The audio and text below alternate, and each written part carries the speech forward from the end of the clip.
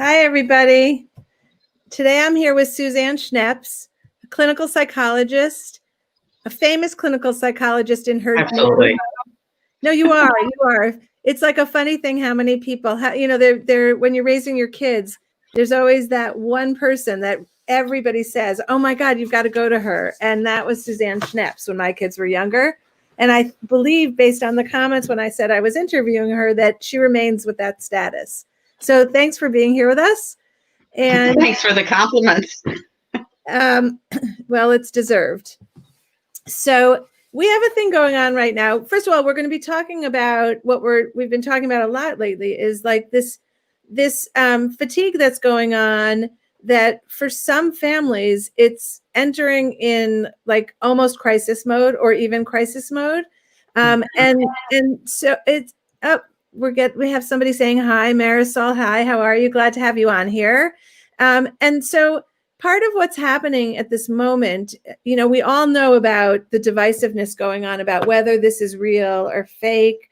We're not going to solve that problem between you and I today. I wish we could, but we're not going to. But it's so not productive for anybody to be looking at other people and how they're managing this. And yet it's different than any other situation, I think, where, you could tell your kid, well, I don't care what they're doing, because part of the message going on right now is that what they're doing impacts my own health. Like it's this collective need to either do it or not do it. So, are you hearing this and thinking to yourself, I have things to say right now? Well, what I'm thinking is you're absolutely right. So one of the things that is starting to happen is people feel judged. They feel judged that I did such and such. I allowed my children to do such and such. What we're missing is, okay, we're going to now call it the group that is working to keep safe. Okay, because that's like a large group. And within that group, Sue, there are so many multiple decisions that get made. And what we're forgetting is the variables are outstanding. And I think a way that it's positive to look at it is we all know about the risk benefits. You got to go to the dentist when you chip your tooth. It's not a good thing not to. But then we get risk points, and everybody gets to use those in whatever way for them feels okay. I think the catch becomes, we used to know when we sent our kids to a certain house, the younger teens, we would say, are your parents going to be home? The older teens, we would say, these are the things that we expect, and otherwise we expect you to leave. Well, now we have a whole list of things, and the question is, how do you ask it, and how do you pose to another family to get a sense whether it's comfortable? And I think it's the generic question of just want to know how you handle COVID, so I know it works for my family. And it has to be done in a non-judgmental way because everybody does it differently. The hardest part about it, like we had our kids come home for Thanksgiving, and I had a friend say, we told our kids not to come home for Thanksgiving, and it's so painful, but we know it's the right thing to do. And that sort of said, and you didn't do it right, Sue. Right. And I understand why, because that was painful on her part that I made a different decision. But that's what we're all dealing with right now. Okay. And I don't know who that person was, but they might have been immunocompromised. And you might not even know, because there's a lot of pieces about people we don't know. And for them, that wouldn't be a good decision. Or they might know that their kids are acting out in a way at college that is so worrisome that they would think it was a miracle if they didn't come home and spread COVID. So but the reason they're so vast. Like I would almost say that I don't think there's two people doing it exactly the same way, because we're all justifying. Yeah. So Suzanne is saying something brilliant here. Let's share it. People get upset when they make a sacrifice and see others aren't. Oh my God, that is the biggest thing. It's so true. But it's on it's a scale that's so wide that saying that you're going to the grocery store for someone else is a risk. Whereas, so anyway, okay. So the comment, can you say that again? How we can say to somebody else without judgment, I'm just asking this. I think it's simply saying, just got to check in. What's your approach to COVID? I'm sure it's slightly different than mine, but just want to be sure that it fits within what will work for our family, given how we have to deal with it. It's implying there's reasons you make the decision. It might be different than yours. I'm not giving a judgment. Yeah, and the tone has to go with it also. I love the way you say it. It's very, like, the tone of voice doesn't have judgment in it. The words don't have judgment. Right. Okay. Right. That's great. So and then you can get off the phone and go, oh my God, I can't believe they're doing that. You don't have to feel that it was like, oh my, that they were right on target. But I think you want to present it that way. That's another great point. So we ask parents, what is the biggest thing their kids are struggling with? And of course, by connection, they're struggling with. And loneliness, far and away, the toughest thing to be coping with right now. So do you have any, like, when you're hearing it in your practice from parents, what's the advice you're giving? Okay, I think this raises the issue of safety. How do we manage that with mental health? Okay, and we do need to manage both. So the first real question is there a group that you can pod with that feels good to you and gives your teen some opportunities to be with somebody, and not just virtually like we're doing here, okay? Because that's starting not to cut it. It's like, it doesn't feel, the intimacy is different in terms of doing it virtually. So it's who can you pod with? And give your child and teen some opportunities to be with somebody. The second is to recognize, these are the years where they really didn't want to be with you anyway. And suddenly they're stuck with you. And sure, family game night is a wonderful idea, maybe once a week, but we have 7 days in a week. So, they don't want to be with you all the time. And so you are not, as a parent, making up for their loneliness, okay, in any shape or form. Actually, you're irritating, and many times they want to social distance with you at least, 3 states. They've had enough of you. And I guess the other piece with the loneliness is when they speak about it, you can't fix it right now. And don't try to give them the magic answer, because the magic answer, if it existed, we would all know it. Okay. And so I think empathy is really important, and just getting, letting them know, it's really hard. It's you get it. So the rhythm of, like, well, did you try this friend? Have you called that one? That's not helpful. It's irritating to put it in simple language. Okay. But, we all have a need to want to sort of fix it. So you can't say, do you want any suggestions? And then if they do, you can say, well, what about blah and blah and blah? And you will likely get back, they aren't that good. Okay. Now, that being said, okay, this is a great job of being a therapist with teens. I can say the same thing that a parent says, and they think it's wonderful. So get a therapist is your point. Well, okay, a lot of teens right now have found that that's helpful. Okay, it's somebody that listens and is non-judgmental, and gives them an opportunity to feel heard and understood. So for many, it is a helpful tool. I also think, in my house, I don't know how widespread this reaction is, but I often can say nothing, and my kids know what I'm thinking. And so they're irritated with me, even if I don't say anything, because, like, the look on my face says I feel bad for them or whatever else, In our family, it was more stop clenching your teeth. But you can't be perfect. It was TMJ. If I said it, it wasn't going to be that great. So I just think I won't say it. Yeah. Right. That doesn't work either.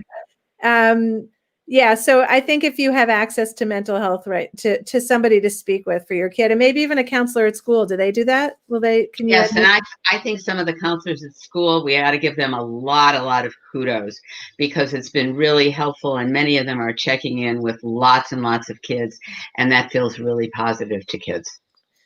So loneliness is like a word that we can wrap our heads around as normal, but like it crosses over to a line where it's really deep sadness and worrisome. And can that be managed at home, or is that the time when you really do need intervention? Okay, I guess what I'm going to say is, if in doubt, get intervention. Sue, I think, as you know, I have a really pretty healthy practice of adults and teens and kids that I see. And I have hospitalized in this pandemic more people than I probably had. I was going to try to see if it was more than I ever had in my years of practice. Maybe not, but it's quite a lot. And you don't want to get there. You don't want to get there that the only message they can give is an unsafe one. So if in doubt, have them check in. And I know for myself, through a lot of the teens, my sessions are not, the traditional 45, 50 minutes. That's not working for many of them. For many of them, 30 minutes works. And I have a few that we just talk for 15 minutes. They just kind of want that check-in place. So if in doubt, I definitely encourage them to reach out. So if I'm listening now and I'm not a family that has a relationship with a therapist, is the pediatrician a good place to go for suggestions? Excellent. And the school guidance counselor is a second option, who might have some good suggestions. Great. Okay. One of the other things that came up. So I just want to reiterate what you just said. If in doubt, reach out to somebody. And absolutely. Yeah, because that sounds really important. So the second biggest thing was screen time. And we don't even know how to define it anymore because so much of it's required. And so what do you do? Okay. Well, first of all, with apologies for the early webinars, etc., that I did, and that all of my colleagues did, because what we said and what was right last end of March, April, it's not right now, but it was right then. And we said, don't worry about it. It's the way they're connecting. However much they do. You don't need a limit. Okay. We did say that, but the problem is we're 10 months into this. Okay. And there does need to be it. I think what's more positive is not the limit on how much of the 50,000, I just call it screen time because I don't know what you have. Okay. But the limit on, instead, I need to see that you've exercised. Okay. It's important. It's healthy. How much outside time are we expecting them to do? I expect that you attend school and get your assignments in. That's probably a whole separate topic. And I want you at family meals. So instead of constantly monitoring how many minutes they are, what is it that you expect that's different than the screen time? That seems to be a much more positive approach. And they are a lot on screens. Okay. We all are. I mean, I think some days I'm on screens 15 or 16 hours a day, and their school is on screens for many of them. So it's, what are the other pieces that need to be in place? That's a more positive way to approach it. The other piece is, we need to always have some check that, it's the age-old thing of, and what are they doing? Okay. And I don't know what it is that we all miss in helping them to understand that when they post certain things and put them out there, they are there forever. And, we have to watch some of what's happening, and sexting, etc., and mean comments about people. It doesn't fly so well later in life. Like later in life could be a week from now, etc. Well, our kids are older. We're talking to parents of middle school and high school kids. So those kids already have devices.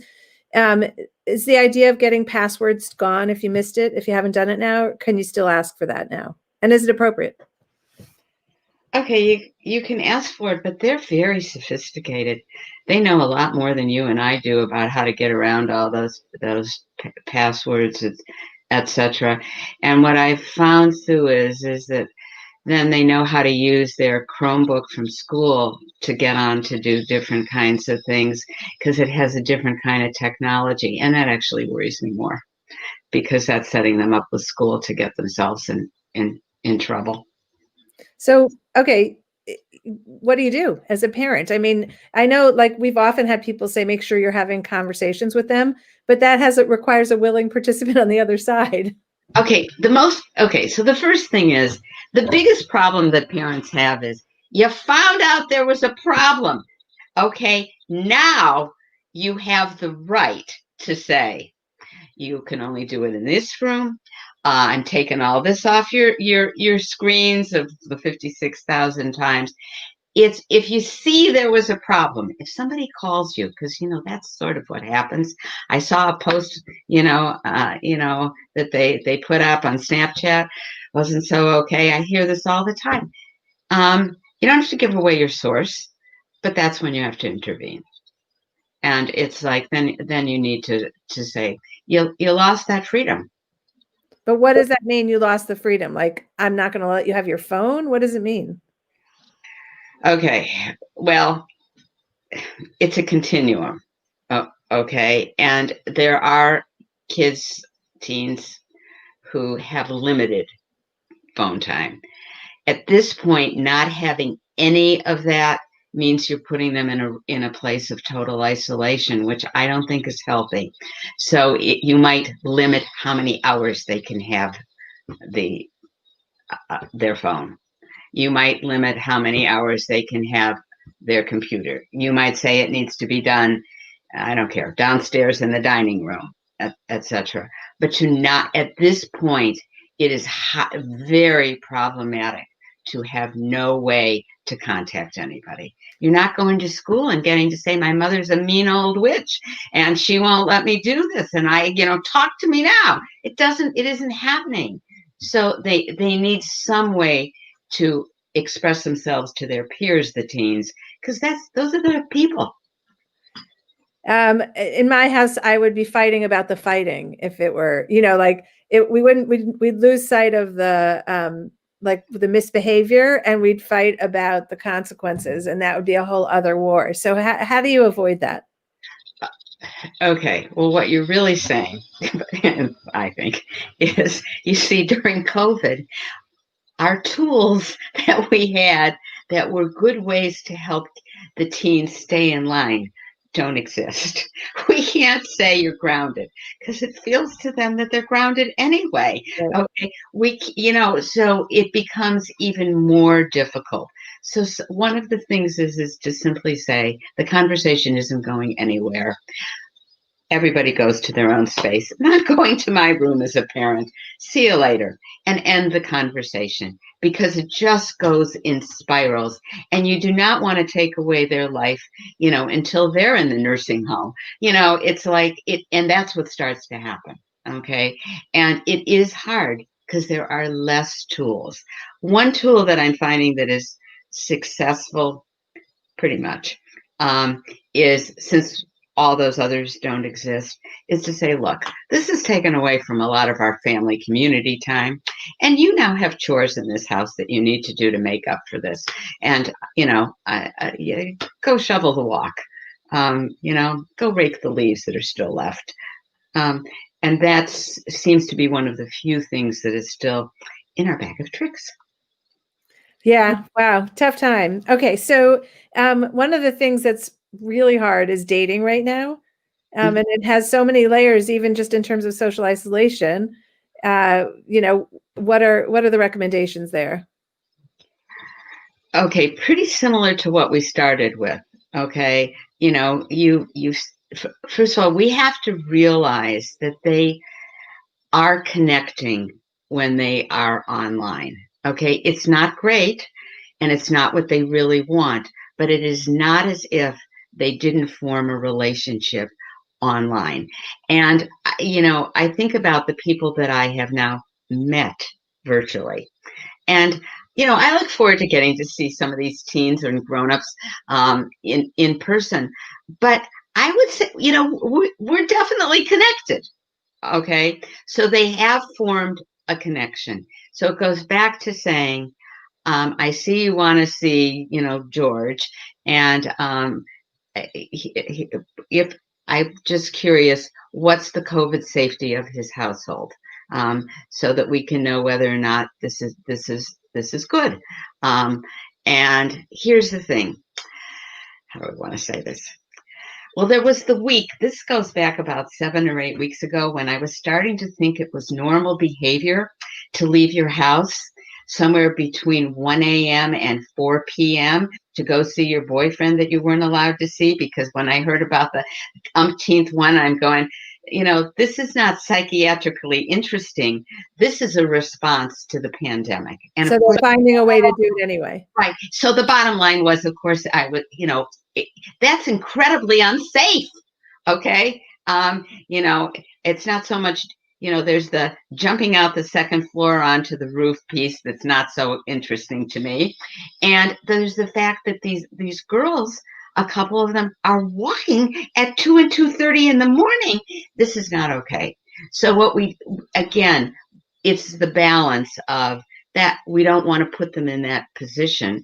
And of course, we have to remember they have teen brains and they're not fully developed. So it's not going to happen to them that anything happens. Also, the sad part of it is this belief that we had control over the situation. We got, it's proving not to be true. Yes. Mm-hmm. Yes. So it's figuring out a reasonable way where they can have some contact with their boyfriend, their future person, etc. of the moment. And there's a lot of drama that's ensuing about this.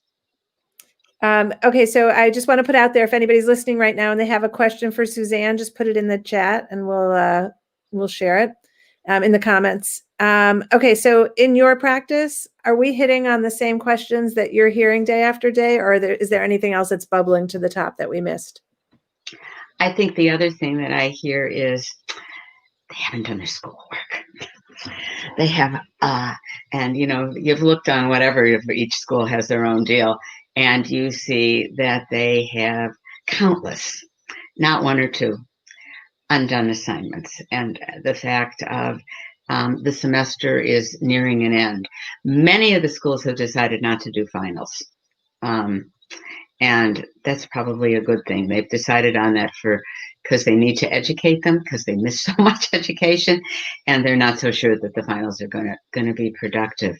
So I think I would encourage parents who are concerned to take a look to be sure. And I think it does require a little more micromanaging of at least knowing, let's take a look together so you don't sink yourself and sink the ship for yourself for your future. So don't write the whole thing off, but don't take charge of it. Somewhere in the middle. Mm-hmm. And is that are like when you give that advice, do you feel like the report back is that it's going better? I think a lot of the kids are relieved to get some support. Some of them have dug themselves into some pretty big holes here, in terms of how many. I mean, we're talking like there could be, I don't know, 30 assignments not done. Okay. And they need a little bit of support and direction. They don't know how to get out of the hole.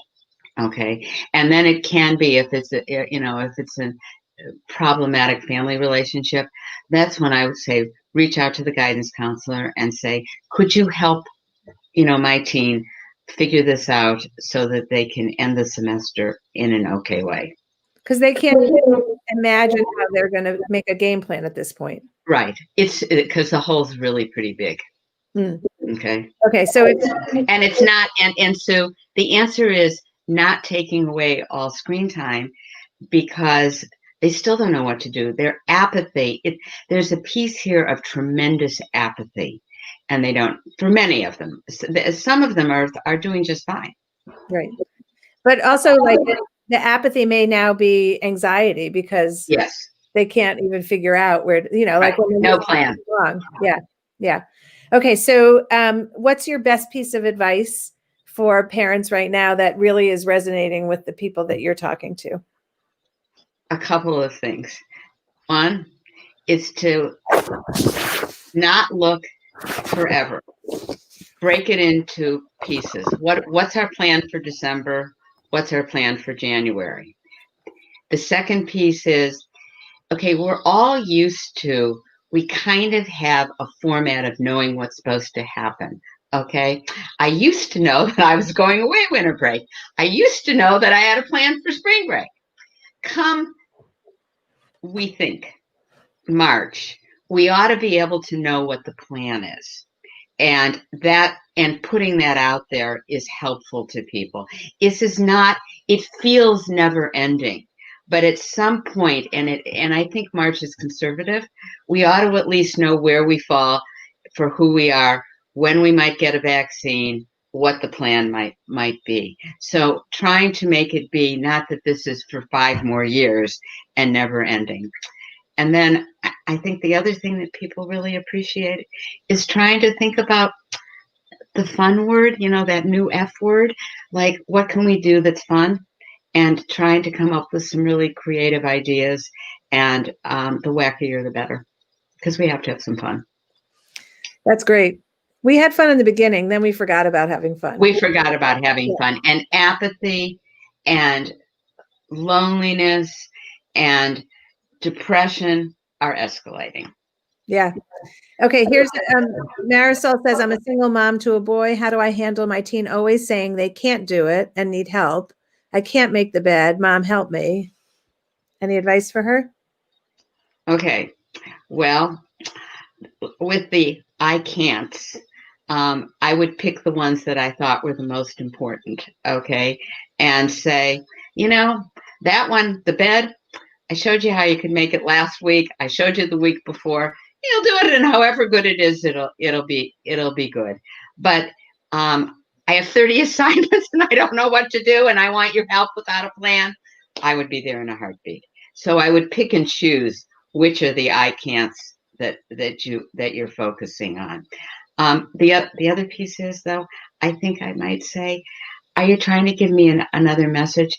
Are those words for the fact that this feels really hard? Are those words for the fact that you're feeling lonely? I would really want to know what the words were about. Oh, so it might have nothing really to do with that. Yes. Wow. Oh, good one. Okay. Kathy says that her kids she put all these parental controls on the computers, and her kids have all these workarounds.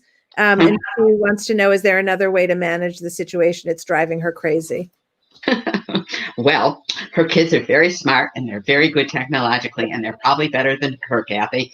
And so the way to manage it is a couple of things. Where they use the device, okay, so that you walk by them, okay, and certain devices can be in your bedroom at night so they don't have access to them. And again, if you hear from somebody that there's something inappropriate, you have to address it right away. Okay. And Kathy, it's just hard. Everyone's struggling with it. There's, unfortunately, they need them for socialization. And then there's not like a clean cut where we just say, hand it over. So you're not alone. Sadly, I'm experiencing it too. I think everybody's experiencing it. Yeah. I think that's in almost everyone. Okay. So Suzanne's question is, my daughter's best friends are not potable. Too many siblings, friends, and step-parents coming and going. Yeah, that's a tough one. That's a really hard one. And I think the step families adds a whole other dimension, because it's a broader pod. So it's a best friend, you just said. And so I want to know what feels comfortable outside. And like this afternoon, it's supposed to be 50 some degrees. What as a parent are you comfortable with a mask and social distancing for them to do outside, and to take advantage of all those days when that's a possibility, so that they could do something outside.